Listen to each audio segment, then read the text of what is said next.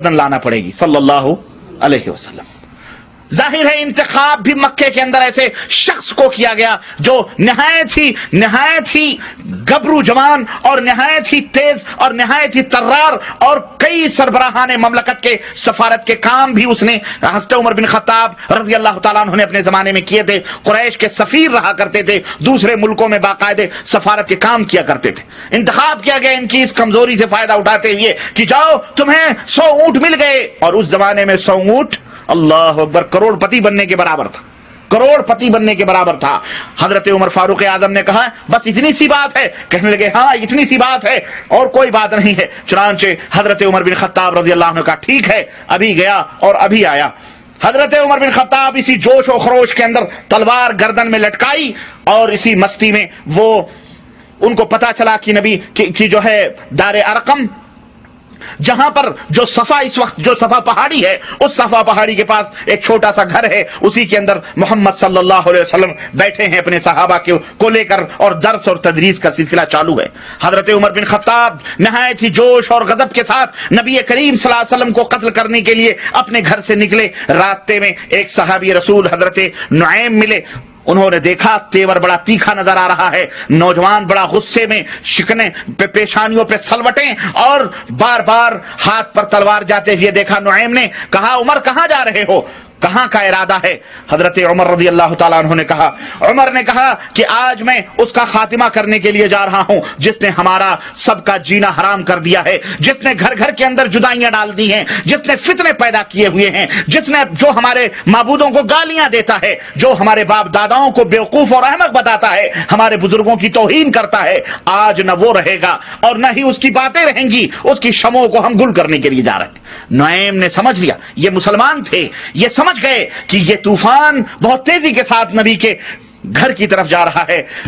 मामला कुछ समझ में नहीं आया, लेकिन फौरी तौर पर उस अजीम सहाबी के जहन में एक बात जरूर आई कि क्यों ना इस तूफान को, अल्लाह अकबर, देखें इस तूफान को किसी कमतर चीज की तरफ मोड़ दिया जाए ताकि यह तूफान हमारे तरफ आ जाए, हम कुर्बान हो जाएं, हमारे नबी के ऊपर हर्फ ना आए। उस शख्स ने वहीं पर कहा उमर तुम जा रहे हो नबी के गर्दन उतारने के लिए, पहले तुम अपने घर की खबर लो, देखें कहां से उस तूफान को, उन हवाओं को मोड़ा जा रहा है। हम कुर्बान हो जाएं, हमारे बहन बाप भाई कुर्बान हो जाएं, गवारा है, लेकिन हमारे नबी के ऊपर हर्फ।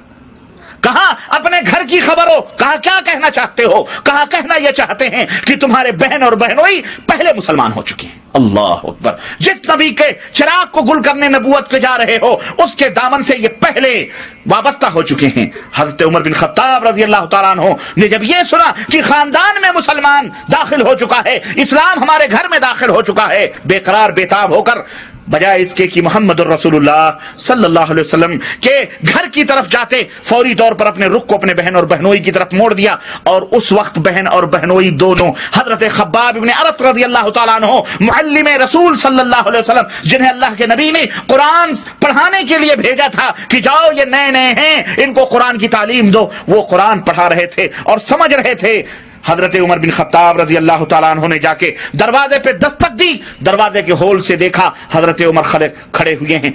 बहन मामले को भांप गई, गर्दन में लटकी हुई तलवार को देख के सहम गए। खब्बाब इब्न अरत चारपाई के नीचे बेचारे घुस गए मारे डर के। करते तो क्या करते, चारपाई के नीचे घुस गए। बहन कहा दरवाजा खोलो। उस सहीफे को जो उनके हाथों में थे उसको बहन ने लपेट करके कहीं दूर छुपा दिया। हजरत उमर बिन खत्ताब रजी अल्लाह तआला अन्हु अंदर दाखिल हुए, कहने लगे जब मैं दरवाजे पे खड़ा था मैंने कुछ मिनमिनाहट की आवाज सुनी थी, सही बतलाओ तुम क्या पढ़ रहे थे? कहने लगे हम कुछ नहीं पढ़ रहे थे। कहने लगे बताओ हमें पता चल चुका है कि तुम मुसलमान हो चुके हो।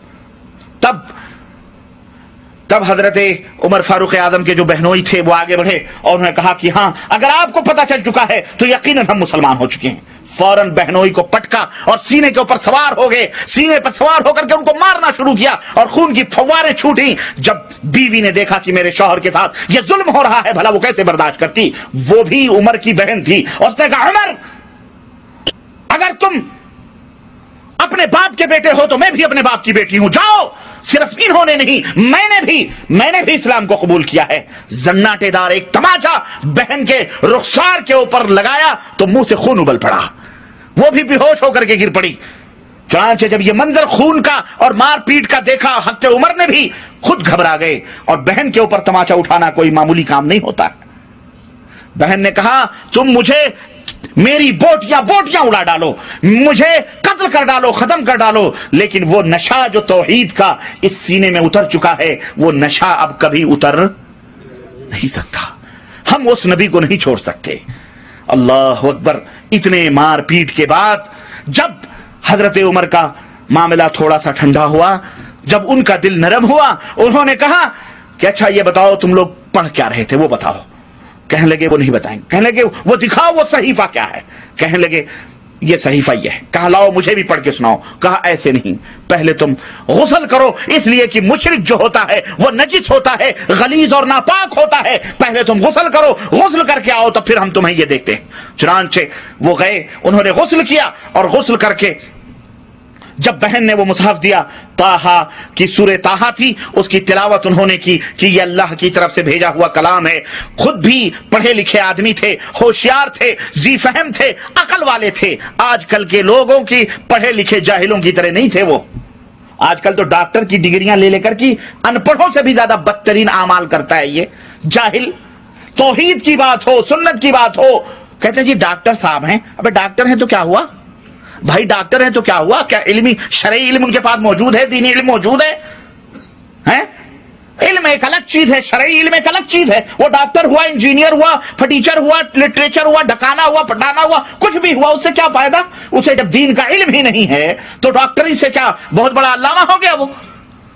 پہلے دین کا علم حاصل کیا جائے، اور وہ دین کا علم قرآن و سنت ہے. حضرت عمر بن خطاب رضی اللہ تعالیٰ عنہ نے جب اس کو پڑھا، سنجیدہ تھے، وہ ذی فہم تھے، عقل مند تھے. اللہ اکبر. بتیاں ساری جل گئیں، دل و نظر کے روشن ہو گئے. انہیں کہا یہ تو بڑا ہی پیارا کلام ہے، یہ کلام تو کسی انسان کا نہیں ہو سکتا ہے، یہ کسی غیر انسان کا کلام ہے، یہ انسان کا نہیں ہو سکتا. یہ بتلاؤ تمہارا نبی کدھر رہتا ہے، اس کی طرف کی راہ بتلاؤ. اتنا سننا تھا کہ حضرت خباب بن ارد بیچارے رضی اللہ تعالیٰ عنہ، اور یہ جو چارپائی کے نیچے، اور یہ کون ہے خباب پتہ ہے؟ اللہ اکبر. ان کی پشت مبارک کالی ہو گئی. کسی نے کہا خباب یہ تمہارے پیٹھ کے اوپر جو زخمیں ہیں یہ کیا ہیں؟ کہنے لگے نہیں معلوم. جب میں اسلام قبول کیا تو مجھے یہ کفار مکہ جلتے ہوئے دہتے ہوئے انگاروں پہ سلا دیتے تھے، اور میری چربیاں پگھل پگھل کر ان انگاروں کو بجھا دیا کرتی تھی، اسی وجہ سے میرے پیٹھ کے اندر زخم پڑے ہوئے ہیں. یہ تھے خباب ابن ارت جو کندن بن چکے تھے. سونا جتنا ہی جلایا اور پگھلایا جاتا ہے اتنا ہی وہ کندن ہوتا ہے. حضرت عمر فاروق اعظم رضی اللہ تعالی چارپائی سے فوراً نکل کر کے کود پڑے اور کہنے لگے عمر ابھی کل کی بات ہے. اللہ اکبر. عمر ابھی کل کی بات ہے، یہ میں نے اپنے کانوں سے اپنے نبی سے تیرے لیے دعائیں سنی ہیں، تیرے لیے دعائیں سنی ہیں. اللہم اعز الاسلام باحب الرجلین. اے پاک میرا نبی گھٹنے ٹیک کر رب کی بارگاہ میں دعا کر رہا تھا، اے پاک پروردگار ظلم و ستم بہت ہو چکے ہیں، اب سہنے کی طاقت نہ رہی مسلمانوں میں. اللہم اعز الاسلام باحب الرجلین بعمر بن الخطاب او بعمر بن ہشام. اے اللہ تیرے نزدیک دو آدمیوں میں جو سب سے زیادہ محبوب ہو، اے پاک پروردگار اس کے ذریعے سے اپنے اسلام کی عزت عطا فرما. کون دعا کر رہا ہے؟ اسلام کی عزت کے لیے شخصیت کو کون مانگ رہا ہے؟ محمد الرسول اللہ. اس کے ذریعے اسلام کی عزت عطا فرما. حضرت خباب نے کہا میں نے اپنے کانوں سے سنا ہے کہ تمہارا نام لے کر تم کو اللہ سے نبی کریم مانگ رہے تھے، تمہارے لیے دعا کر رہے تھے. اللہ اکبر. عمر تمہارا وقت قریب آ چکا ہے، تم یہاں جو آئے ہو اپنی مرضی سے نہیں بلکہ اللہ نے تمہیں یہاں بھیجا ہے. چلو ہم تمہیں نبی کے پاس نبی کا راستہ بتلا دیتے ہیں. نبی کی راہ بتلا دی.